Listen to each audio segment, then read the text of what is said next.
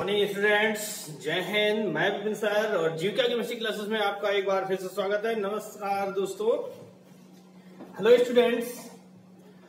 अभी तक आप चैप्टर 6 का पार्ट 10 पढ़ा था कल तक के वीडियो में, जहां से आपका चैप्टर 6 फिनिश हो गया था, समाप्त हो गया था।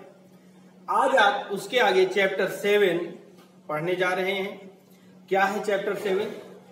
चैप्टर 7 पी ब्लॉक एलिमेंट्स, यानी पी ब्लॉक के तत्वों का अध्ययन करने जा रहे हैं। पी ब्लॉक एलिमेंट्स का पार्ट ए, चैप्टर 7 का पार्ट ए है। इस चैप्टर में आपको 4 पार्ट पढ़ने हैं। कितने पार्ट पढ़ने हैं? 4 पार्ट पढ़ने हैं आपको, जिसमें से पार्ट ए पढ़ रहे हैं जिसका नाम है नाइट्रोजन फैमिली, अथवा इसको कह सकते हैं एलिमेंट्स ऑफ 5th ग्रुप, यानी नाइट्रोजन परिवार के तत्व, या फिर हम कह सकते हैं 5th वर्ग के यानी 5th समूह के तत्वों का अध्ययन करना है। आई बात समझ में कि नहीं? तो इस चैप्टर में इस चैप्टर को आपको 4 पार्ट में पढ़ना है, ठीक है ना। इस चैप्टर को आपको 4 पार्ट में पढ़ना है।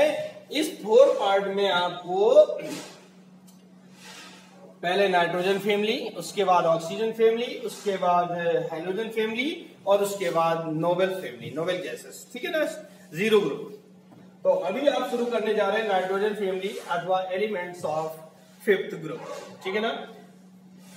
केमिस्ट्री को अच्छी तरह से समझने के लिए वीडियो के अंत तक बने रहें, और वीडियो पसंद आए तो लाइक करें, शेयर करें। चैनल में अगर नए हैं तो चैनल को सब्सक्राइब करें, बेल आइकन को प्रेस करें, जिससे कि आपके पास सारे वीडियोस की नोटिफिकेशन आप तक बड़ी आसानी से पहुंच सके।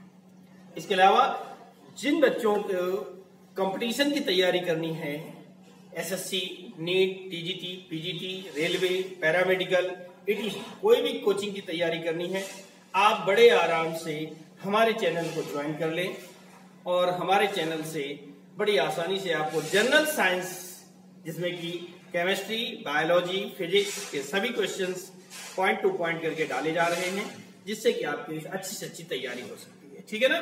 तो आइए शुरू करते हैं। अभी हम फॉर क्लास 12th के लिए है एलिमेंट्स ऑफ 5th ग्रुप, ठीक है ना। क्लास 10th का रिजल्ट निकल चुका है। इसके अलावा अगर आपके पास कोई छोटे भाई बहन है जो क्लास 11th में आए हैं, तो उनके लिए भी वीडियो 1-2 दिन में आपके लिए केमिस्ट्री के आने लगेंगे। Okay, thank you.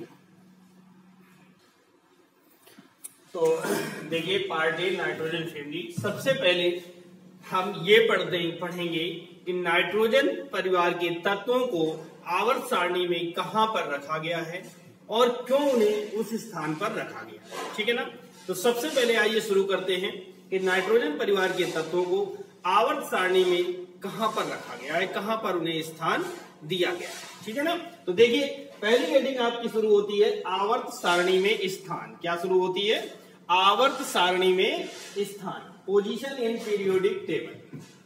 क्या कहना कि नाइट्रोजन परिवार में कुल 5 तत्व, नाइट्रोजन परिवार में कुल 5 तत्व, नाइट्रोजन, फास्फोरस, आर्सेनिक, एंटीमनी और बिस्मथ आदि को रखा गया है। नाइट्रोजन परिवार में कुल 5 तत्व हैं, नाइट्रोजन, फास्फोरस, आर्सेनिक, एंटीमनी और बिस्मथ आदि को रखा गया है। इन्हें आवर्त सारणी के 5th उप समूह में रखा गया है, स्थान दिया गया है। कहां पर दिया गया है? नाइट्रोजन को आवर्त सारणी के 5th ए उप समूह में स्थान दिया गया है, क्योंकि इनके बाह्य कोश में 5 इलेक्ट्रॉन होते हैं। क्योंकि इनके बाह्य कोश में कितने इलेक्ट्रॉन होते हैं? 5 इलेक्ट्रॉन होते हैं इनके बाह्य कोश में, तथा इनके बाह्य कोश का विन्यास NH2NP3 होता है। इनके बाह्य कोश का विन्यास NH2NP3 होता है। आई बात समझ में कि नहीं? इसलिए इन्हें आवर्त सारणी के 5th उप समूह में स्थान दिया गया। तो आइए देखते हैं कैसे सिद्ध करते हैं। हमें ये विन्यास दिखाना है। नाइट्रोजन सबसे पहला तत्व है, परमाणु क्रमांक 7 होता है। विन्यास करेंगे 1s2 2s2 2p3। ये आपका देखो NH2NP3 से मैच करेगा, है ना, 2s2 2p3। इसके बाद फास्फोरस 15 होता है, 1s2 2s2 2p6 3s2 3p6 sorry 3p3, ये आपका आ गया NH2NP3, ठीक है ना। इसके बाद आपका आर्सेनिक होता है, आर्सेनिक का 33 होता है, कितना होगा एटॉमिक नंबर 33। विन्यास करेंगे 1s2 2s2 2p6 3s2 3p6 3d10 4s2 4p3, ये आपका NH2NP3 को फॉलो करना है। बाय कोष का विन्यास क्या है NH2NP3, उसी हिसाब से यहाँ पर इलेक्ट्रॉनिक विन्यास करेंगे, ठीक है। आर्सेनिक के बाद आता है एंटीमनी, क्या आता है एंटीमनी। एंटीमनी का एटॉमिक नंबर होता है 51। विन्यास करेंगे 1s2 2s2 2p6 3s2 3p6 3d10 4s2 4p6 4d10 5s2 and 5p3, ये आपका विन्यास आ जाएगा जो कि NH2NP3 को फॉलो करेगा, ठीक है ना। उसके बाद बिस्मथ आता है जिसका विन्यास आपका 83 होता है। 1s2 2s2 2p6 3s2 3p6 3d10 4s2 4p6 4d10 4f14 5s2 5p6 5d10 and 6s2 और 6p3, ये इनका इलेक्ट्रॉनिक विन्यास हो जाएगा, ठीक है ना। क्या हो जाएगा इलेक्ट्रॉनिक विन्यास जो कि इसके अकॉर्डिंग चलता है, ठीक है ना। अर्थात अगर इनका वैसे बोरबरी के अनुसार करें तो 2,5 हो जाएगा, इसका क्या होगा 2 8 5 हो जाएगा, इसका क्या होगा 2 8 18 5 हो जाएगा, ठीक है।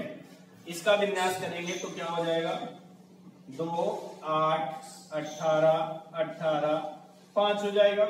इसका करेंगे तो 2 8 18 32 18 5 हो जाएगा। तो आप देख रहे हैं, क्या देखेंगे कि सभी के बाय कोष में 5-5 इलेक्ट्रॉन है। कितने इलेक्ट्रॉन है 5-5 इलेक्ट्रॉन है, जो कि यहाँ पर यही बात कही गई थी कि क्योंकि इनके बाय कोष में 5 इलेक्ट्रॉन होते हैं इसलिए इन्हें आवर्त सारणी के 5th समूह में स्थान दिया गया है।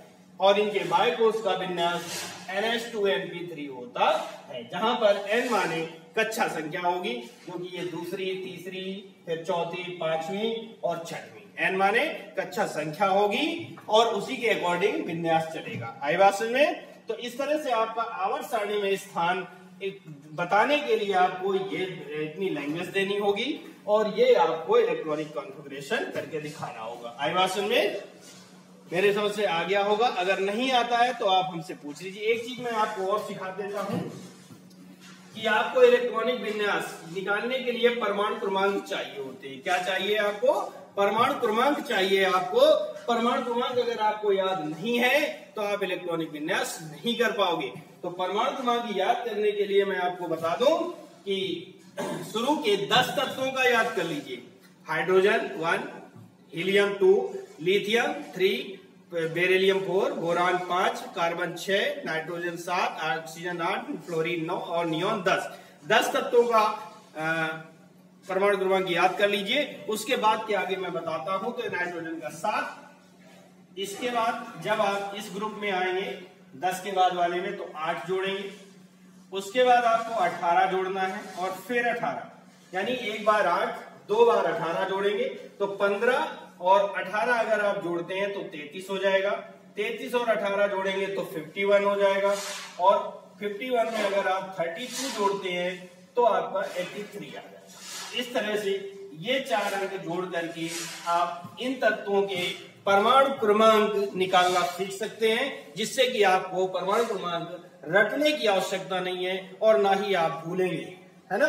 बहुत आसानी से आप परमाणु क्रमांक तैयार कर सकते हैं। आई बात समझ में कि नहीं, ठीक है ना। इस तरह से परमाणु क्रमांक और इलेक्ट्रॉनिक विन्यास आप ये तैयार कर सकते हैं। अगर ज्यादा इलेक्ट्रॉनिक विन्यास में डाउट है आपको तो आप क्लास 11th की जो वीडियो शुरू होने जा रहे हैं वो आप परमाणु संरचना टॉपिक में देख लीजिएगा। जब आ जाएंगे वीडियो आपके पास तो बहुत आसानी से आप सीख जाएंगे। ओके। चलिए इसको नोट कर लीजिए और अब आगे चलते हैं इनके लक्षण में।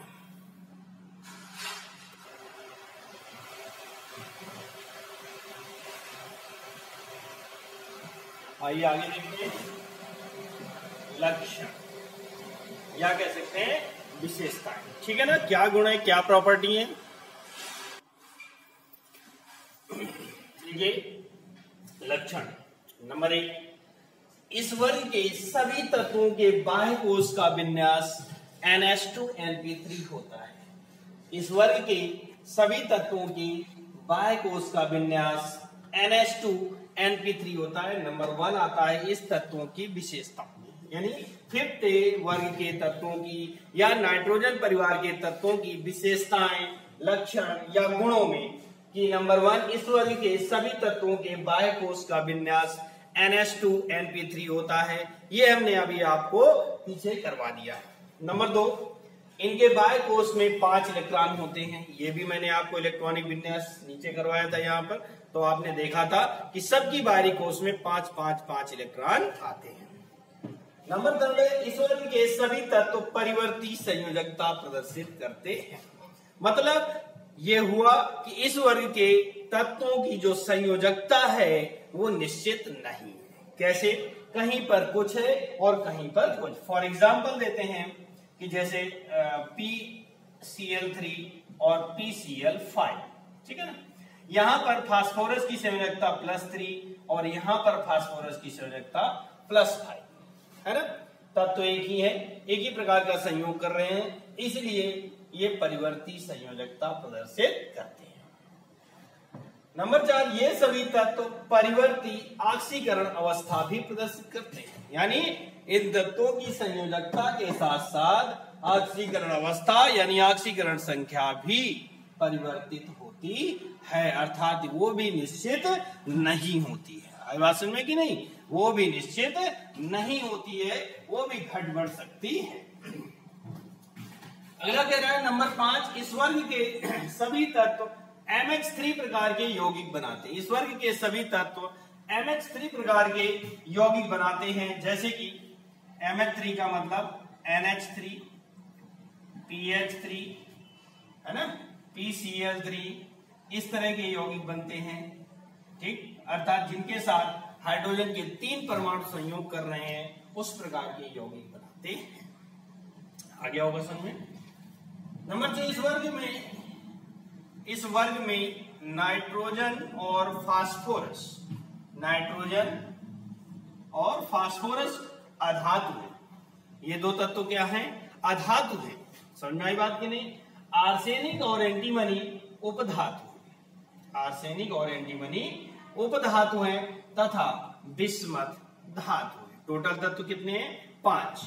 शुरू के 2 यानी नाइट्रोजन और फास्फोरस क्या है, अधातु है, नॉन मेटल है। आर्सेनिक और एंटीमनी उपधातु है, मेटलॉइड है। और बिस्मथ धातु है अर्थात मेटल है। नंबर 7 पर क्या रहा है, इस वर्ग के सभी तत्व बिस्मथ को छोड़कर, यानी 5 तत्वों में से केवल बिस्मथ को छोड़ दीजिए, बाकी सारे तत्व अपर रूपता प्रदर्शित करते हैं। ठीक है ना, इस वर्ग के सभी तत्व बिस्मथ को छोड़कर अपर रूपता प्रदर्शित करते हैं। समझ में आ गया होगा। आवाजों में ये थे आपके नाइट्रोजन परिवार के तत्वों के गुण। अब अगर क्वेश्चन आपके पास आता है कि नाइट्रोजन परिवार के तत्वों का आवर्त सारणी में स्थान निश्चित कीजिए, क्या क्वेश्चन होता है, नाइट्रोजन परिवार के तत्वों का आवर्त सारणी में स्थान निश्चित कीजिए या स्थित बताइए, तो आप शुरू से लिखेंगे, हेडिंग डालेंगे आवर्त सारणी में स्थान, वहां से लिखेंगे, वहां के बाद इलेक्ट्रॉनिक विन्यास दिखाएंगे और ये 5-6 पॉइंट कम से कम आप लक्षण देंगे, तब जाकर के आपका एक क्वेश्चन पूरा होगा और आपको 4 मार्क्स मिलेंगे। आया समझ में। चलिए आगे देखते हैं अगला टॉपिक। अगला टॉपिक शुरू होता है नाइट्रोजन का असामान्य व्यवहार। ठीक है ना भाई, नाइट्रोजन फैमिली में नाइट्रोजन जो है सबसे पहला तत्व आता है। ठीक है ना, कौन सा आता है, सबसे पहला तत्व, फर्स्ट एलिमेंट है नाइट्रोजन, फर्स्ट तत्व है नाइट्रोजन। अब कह रहा है नाइट्रोजन का असामान्य व्यवहार, और जबकि आपको आवर्त सारणी में यह पढ़ाया गया है कि प्रत्येक आवर्त सारणी के प्रत्येक वर्ग में रखे सभी तत्वों के गुणों में समानता होती है ना? तो उस आधार पर यह भिन्न गुण क्यों दिखाता है, तो इसकी बात करते हैं कि नाइट्रोजन का असामान्य व्यवहार। नाइट्रोजन अपने छोटे आकार, भाई नाइट्रोजन पहला तत्व है, परमाणु क्रमांक 7 होता है। परमाणु क्रमांक कितना होता है? 7। विन्यास करेंगे 2,5, मात्र 2 कक्षाएं बन रही है, यानी इसका आकार क्या हो गया? छोटा हो गया, छोटा आकार। तो छोटे आकार और उच्च विद्युत ऋणात्मकता के कारण अपने वर्ग के अन्य तत्वों से गुणों में भिन्नता प्रदर्शित करता है। ठीक है ना? अपने वर्ग के अन्य तत्वों से गुणों में भिन्नता प्रदर्शित करता है। कैसे? कौन कौन से गुण? जैसे नाइट्रोजन एक गैस है। क्या है? गैस। जबकि अन्य तत्व ठोस है। आई बात समझे कि नहीं? नाइट्रोजन जो है वो एक गैस के रूप में पाई जाती है, जबकि अन्य तत्व ठोस है। ठीक है। नंबर 2, नाइट्रोजन द्विपरमाणु है। द्विपरमाणु है, मतलब नाइट्रोजन को हम N2 लिखते हैं, जबकि शेष तत्व चतुष्परमाणु, जबकि शेष तत्व चतुष्परमाणु है, जैसे कि P4, है ना? यानी नाइट्रोजन को हम N2 के रूप में लिखते हैं। नाइट्रोजन में 2 परमाणु एक साथ जुड़ते हैं, इसलिए द्विपरमाणु, और फास्फोरस या अन्य तत्वों में 4 परमाणु जुड़ते हैं, इसलिए इसे चतुष्परमाणु कहते हैं। नंबर 3 है नाइट्रोजन हाइड्रोजन बंध बनाता है। नाइट्रोजन हाइड्रोजन बंध बनाता है, जबकि अन्य तत्व नहीं बनाते। आई बात समझे कि नहीं? नाइट्रोजन जो है हाइड्रोजन बंध बनाता है, जबकि अन्य तत्व ऐसा नहीं करते हैं। नंबर 4,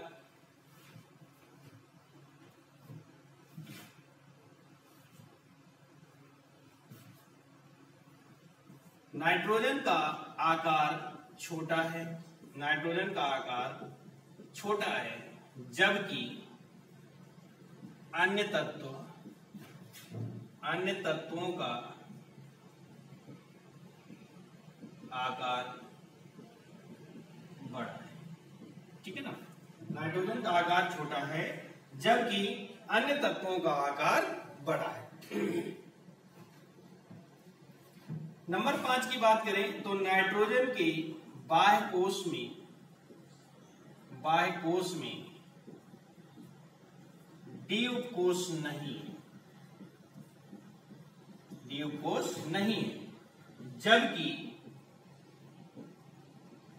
अन्य तत्वों में है। कैसे? नाइट्रोजन का विन्यास 7 होता है, 1s2, 2s2 और 2p3, ये हो गया 7, जबकि 2d नहीं बनता। इसलिए नाइट्रोजन के बाह्य कोश में डी उपकोष नहीं है, जबकि अन्य तत्वों के बाह्य कोश में डी उपकोष होता है। नंबर 6, नाइट्रोजन पेंटाहैलाइड नहीं बनाता। पेंटाहैलाइड नहीं बनाता, जबकि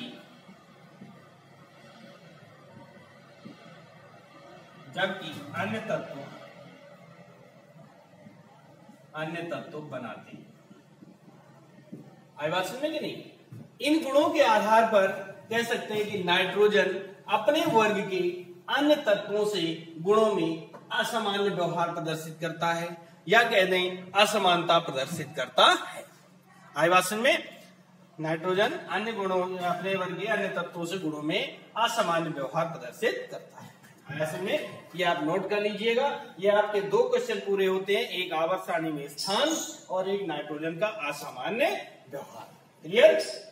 चलिए इसके आगे मिलते हैं आगे के टॉपिक में अगले वीडियो में। तब तक के लिए नमस्कार, जय हिंद, जय भारत। Okay, thank you.